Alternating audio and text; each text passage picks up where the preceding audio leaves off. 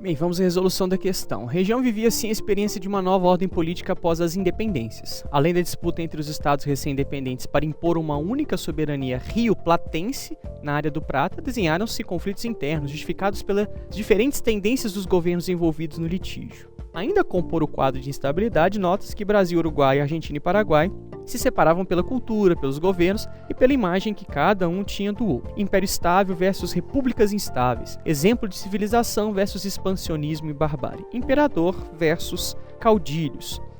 O trecho, ao analisar os antecedentes da Guerra do Paraguai, de 1864 a 1870, associa a eclosão do conflito à alternativa A, intensificação da política de alianças entre as nações sul-americanas. Ela não se dá num contexto anterior, as alianças foram sendo estabelecidas ao longo do conflito, né? Então o texto não remete necessariamente à formação dessas alianças. Alternativa B, desenvolvimento de uma postura armamentista. Apesar também dessa postura armamentista não ser típica desta guerra, né, é um elemento que a gente pode relacionar, por exemplo, à Primeira Guerra Mundial, o texto também não aborda nada relativo à questão das armas e como eles se municiaram para o conflito. Alternativa C, interesse imperialista de países europeus da região do Bacia do Prata. Se nós voltarmos a uma historiografia mais antiga, há de fato uma associação entre um perigo, uma iminência do crescimento do Paraguai no contexto do Cone Sul e os interesses da Inglaterra de frear esse desenvolvimento para estabelecer o imperialismo dos seus produtos dentro da América, mas essa historiografia é ultrapassada. Hoje sabe-se que é muito mais um contexto de disputas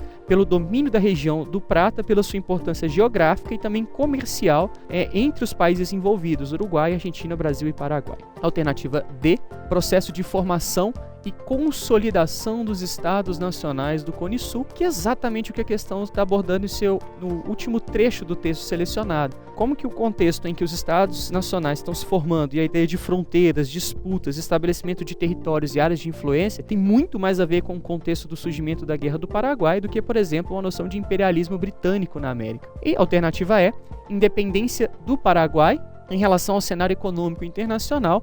Outra leitura historiográfica muito semelhante à que está associada à alternativa C, de que o Paraguai seria uma potência industrial em desenvolvimento e que ela se tornou um perigo tanto para os países vizinhos como para a hegemonia inglesa do ponto de vista comercial na América. Então, levando em consideração a questão e o texto elencado, a alternativa correta é a alternativa D, o processo de formação e consolidação dos estados nacionais na região do Cone Sul.